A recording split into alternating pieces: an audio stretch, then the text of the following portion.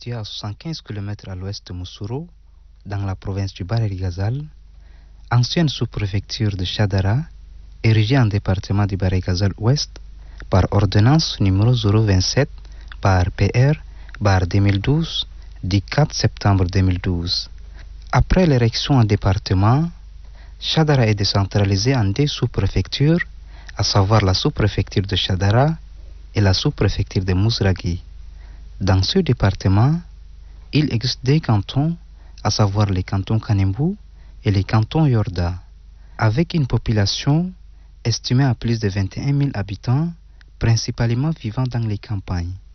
La communauté Kanembu et la communauté Yorda sont majoritaires dans les Baréli-Gazal ouest et vivent en parfaite harmonie. Les deux communautés n'ont même pas de problème, ils se collaborent, ils vivent en harmonie, ils sont ensemble depuis des siècles, ils vivent ensemble, ils sont là en étroite collaboration, ils n'ont pas de problème. Les principales activités économiques de ce département sont l'agriculture, le levage et le commerce. La commune de Chadara fait partie des plus jeunes communes du Tchad. La commune de Chadara, elle est nouvellement créée. Elle est créée le 28 décembre 2016 par décret 757. La population ne savent même pas l'activité de la commune en tant que telle. Vraiment, nous avons beaucoup souffert en faisant des réunions avec les chefs de quartier, les chefs traditionnels, les imams. En sensibilisant d'abord, ils ont quand même pu apprendre ce qu'est la commune. La commune de Chadara compte 92 villages. Et dans la ville de Chadara, nous avons 24 quartiers. Et nous avons 21 000 habitants. Grâce à ces activités de la culture maraîchère intense, Chadara est la deuxième ville productrice d'oignons du Tchad après le Ouaddaï.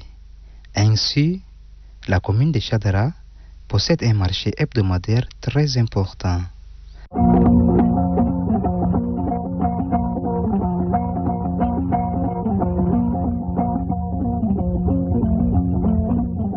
Nous, notre activité, on attend seulement que la culture maraîchère. La culture maraîchère, nous, on va quand même aller auprès des usagers en donnant les valeurs sur leurs produits cultivés. Plus, on attend le marché hebdomadaire sur les droits des places, les hangars, les boutiques. Et avec le prix que nous avons trouvé, on va quand même faire l'activité sur les aménagements, assainissement et autres. Le marché hebdomadaire de Chadara est sur la journée de lundi. Bon, est rassemblé par les habitants de Massakori, de Moussoro, de Nyambena Blala, de Mechemire, de Mondo, de Mao aussi, parce que c'est une zone de l'agriculture. Bon, les gens viennent, ils achètent le produit local pour exporter ailleurs. Et nous avons aussi un marché de bataille qui n'est pas encore moderne, mais bon, on est en train de vendre les animaux locaux. Bon, grâce à ça, on est en train de mobiliser sur le marché hebdomadaire. En termes d'éducation, le département du Baréli-Gazal-Ouest ne manque pas des infrastructures scolaires, mais les autorités déplorent l'absence des enseignants et les élèves dans les salles de classe. L'éducation est tellement catastrophique.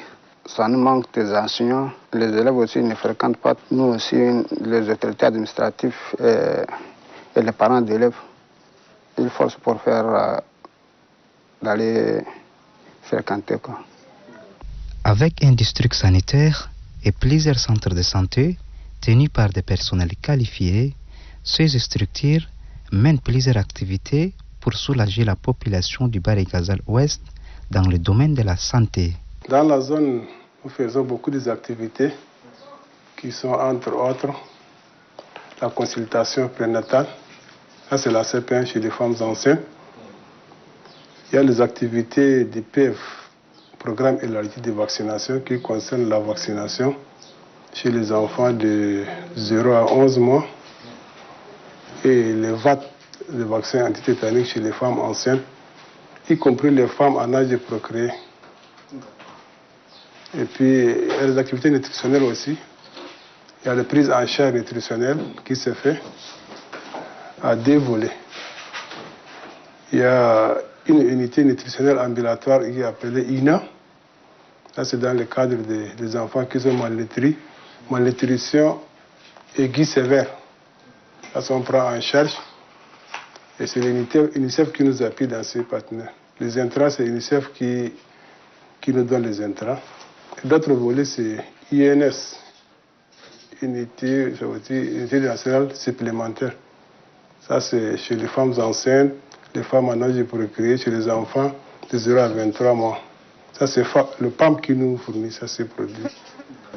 Le centre est composé de 20 539 pour population, composé de 5 salles, dont on a la salle de consultation, on a une salle de labo, une salle de maternité, une pharmacie et une salle de vaccination. Les maladies, c'est beaucoup plus périodique. À l'heure nous sommes, chez les enfants, c'est le rhume, ce qu'on appelle le IRA, l'infection respiratoire aiguë. Et puis pour quelques adultes, ils viennent jusqu'à là avec quelques signes de paludisme. Donc pour le moment, on a les deux problèmes-là qui est un peu fréquent. L'eau, c'est la vie, dit-on souvent. Mais son accès est un parcours du combattant dans cette localité. La faible quantité pluviométrique de ces dernières années inquiète les autorités sur place. Il n'y a pas un château d'eau ici, même pas de forage. L'eau est vraiment rare à trouver. En termes de difficultés, le département du Baré-Gazzal Ouest regorge d'énormes problèmes qui sont devenus comme obstacles pour son développement dans plusieurs secteurs. Le département en a assez de problèmes. Nous n'avons même pas les locales que vous voyez ici. Ce n'est pas les normes des locales d'un département. Nous n'avons pas quand même de personnel qualifié. Et nous n'avons même pas aussi des moyens de déplacement.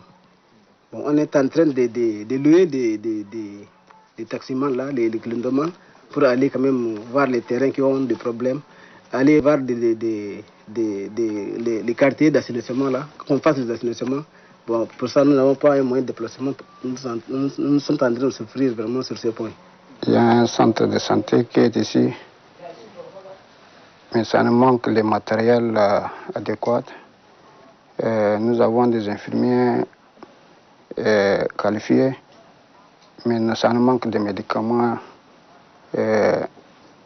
Souvent, le moment de pluie, les gens tombent malades fréquemment. Beaucoup de difficultés. Même pour mener les activités de supervision, on a des difficultés d'abord logistique. On n'a pas de véhicule de supervision. Pour sortir en supervision, on a notre famille ambulance qui est là. On peut utiliser comme moyen de bord. Normalement, nous devrons avoir une véhicule de liaison au niveau du district.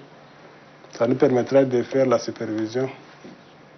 Mais compte tenu des manquements, on serait contraint d'utiliser l'ambulance pour le district. Et même le centre de santé urbain du Chadra, ce n'est pas tellement fréquenté. On posait la question, le problème, ça se situe à quel niveau? Au niveau de la communauté, au niveau du RCS, au niveau des cadres du district, les problèmes, on est en train d'identifier pour chercher à résoudre ces problèmes. Parce que si le centre urbain n'est pas fréquenté, d'emblée, les centres périphériques ne sont pas fréquentés aussi. Dans le cadre de vaccination de la poliomyélite, sans les appuis des autorités administratives, ça ne va pas passer. Il y aura des cas de refus, il y aura des résistants, tout ça. On implique intégralement les autorités locales pour nous appuyer dans les activités. On demande de nous faire dans le cadre de sensibilisation. Les difficultés, pour le moment, on n'a pas assez.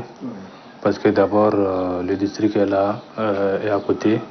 Et la délégation aussi n'a jamais manqué de venir nous superviser et répondre à tous nos besoins. Il y a les problèmes de personnel et les problèmes de matériel. C'est ça qui nous bloque un peu dans le cadre de travail. Pour la fréquentation, chaque fin de mois, on a une réunion de monitorage. Dans les réunions de monitorage, nous avons des relais, des agents communautaires qui sont là. Si on a constaté que la fréquentation n'est pas assez, donc on va dépêcher ces relais pour aller sensibiliser la communauté et de venir auprès des centres. À l'endroit des autorités d'abord locales, je voudrais suggérer que ce bâtiment que vous voyez là, c'est un bâtiment qui est construit depuis 1960. Et jusqu'à là, ce n'est pas encore réfectionné. Et le réfectionnement aussi, nous avons une communauté de gestion qui est là. Et c'est une communauté qui s'occupe de l'entretien de ces bâtiments. Donc on demande aux autorités qu'ils nous construisent des salles pour observation des malades. Ça là aussi, ça nous manque. Et puis pour même le réfectionnement des centres. Le centre n'a pas pour le moment un forage d'eau. Il n'y a pas d'eau. Et l'eau qui est là, c'est une pompe à motricité humaine. Mais le coût là n'est pas vraiment acceptable à la population. Chadara, arbre comme l'indique son nom, ville coupée en deux pendant la saison pluvieuse par un marigot, ce département du Barigazal Ouest regorge d'énormes potentialités agricoles. Connu par sa terre très fertile, notamment les cultures maraîchères, Chadara subit en plein fouet les effets du changement climatique comme tant d'autres villes du pays avec l'avancée du désert.